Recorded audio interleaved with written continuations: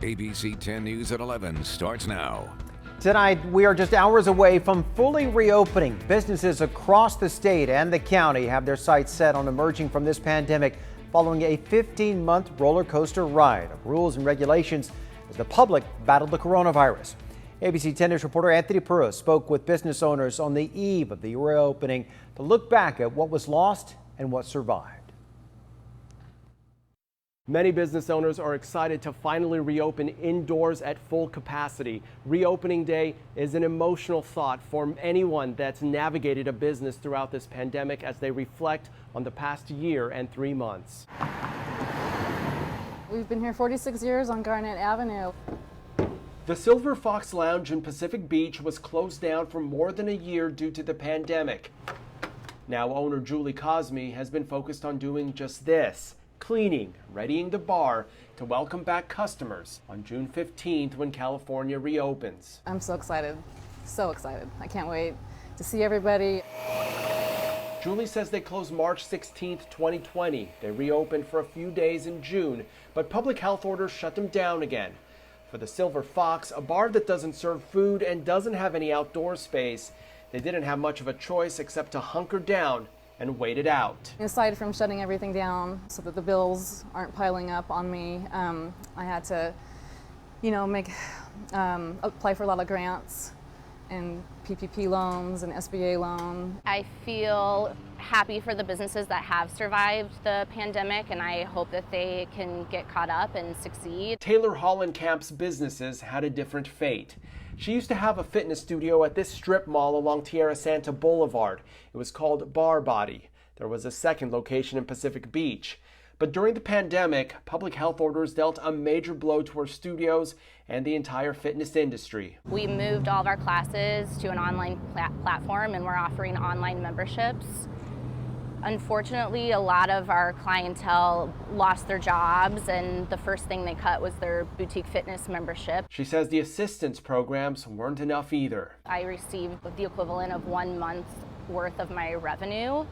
And being completely shut down for 8 months, it barely made a dent in the bills that I had. In October, she made the tough decision to close permanently. I decided that I couldn't dump my life savings into a business that I didn't know was going to survive. But now she's looking ahead. I started another little small business where I'm selling macrame plant hangers and arts and crafts and things that I've created.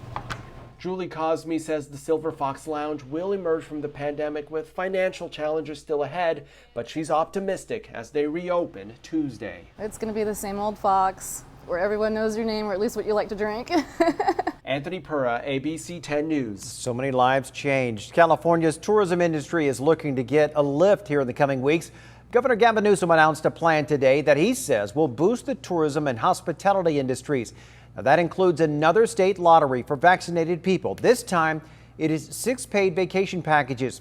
San Diego is also among the many destinations being offered.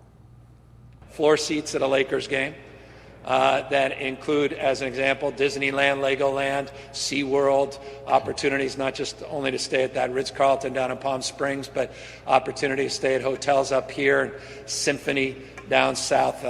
Theme parks and hotels, they are providing activities for free, and the state will then pitch in about $2,000 to cover the cost of travel. The state's incentive program has already given about $50,000 each to 30 different people. Tomorrow, 10 more people will be drawn to win $1.5 million each just for getting that vaccine. The U.S. is hitting a grim milestone today, reaching 600,000 deaths from coronavirus. Lawmakers on Capitol Hill held a moment of silence to honor those victims. It comes as the number of new COVID cases across the country is declining, but so are the number of vaccinations. Health officials are now warning about a highly contagious variant first seen in India that is now expected to become the dominant strain in the U.S. by the fall.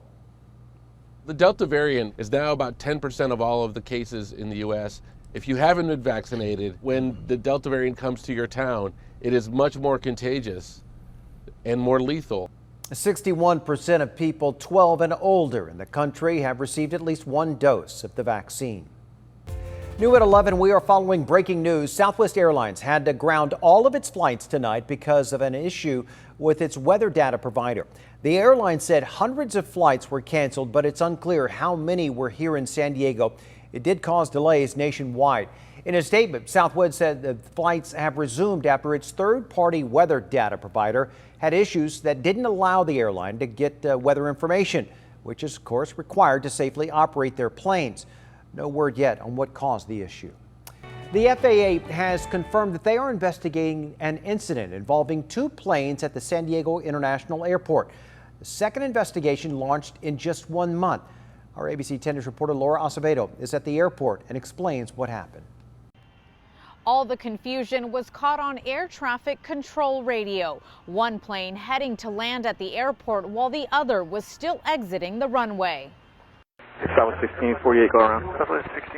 That request for Southwest Flight 1648 to go around before landing is what led to minutes of confusion in the air over the San Diego International Airport. The incident happened Thursday night just before 6. The Southwest flight was heading for landing when air traffic control told the pilot to not fly over the plane exiting the runway. The pilot responding this.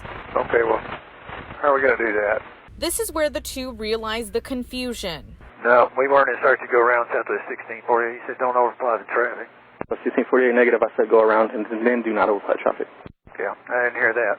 The pilot on the ground waiting to take off also confused. Well, we didn't hear it either. We were told to line up and wait before, and that was before. We never got our clearance for takeoff. Hey, affirmative, I got a little caught up there and I told you to exit the runway, that's why I told you to exit. Yeah, we started doing that. I'm just confused as to how that all happened. An aviation source explains that this was not a close call or a near miss, but instead confusion, saying that in his opinion, the pilot of the Southwest flight, quote, stepped on the audio at the same time the air traffic controller was telling him to go around, meaning he never heard the request. He says the other flight was far enough on the runway that it was still safe for the Southwest pilot to continue his landing. Just last month, there was another incident at the airport when a plane had to be diverted from landing while a second plane was departing. That incident is also under investigation. In a statement, the FAA did confirm they are investigating the incident but could not provide any further details. Reporting from the airport, Laura Acevedo, ABC 10 News. Also tonight, dangerous heat has hit San Diego County and is only expected to get worse. CAL FIRE wants to make sure that people are prepared for this, especially those who are working outside or they're hiking. They're reminding the public to wear appropriate shoes, loose, breathable clothing, and mostly important, bring at least a gallon of water if you're going to be out. CAL FIRE warns hikers to know their limitations and look for signs of heat-related illnesses like dizziness and a rapid heart rate. Also tonight, San Diego Fire Rescue responded to multiple fires in Balboa Park this evening. It initially started with a small brush fire behind the Balboa Park Club. It was reported just before 5 p.m. And while firefighters were mopping up that fire, another fire broke out behind the Automotive Museum. Our officials were able to stop the spread, so the museum was not damaged. The battalion chief says the Metro Arson Strike Team is now investigating the cause of both of those fires. She also says firefighters have been called out to several fires in the area recently. And our meteorologist Angelica Campos is tracking the heat this week. It is going to be a hot one, Angelica. That's right, Steve. It is just getting started. Day one already tied a record in Borrego Springs, 113 degrees, tying the record also set in 2000. The rest of the county, so temperatures well into the 90s. And tomorrow, Borrego Springs could break another record, as well as Campo, Palomar Mountain, and Chula Vista. As we look at the current conditions tonight, 65 in Ramona after a high of 95 degrees, a 30-degree difference since earlier today. An excessive heat warning is in effect until Sunday night for our deserts.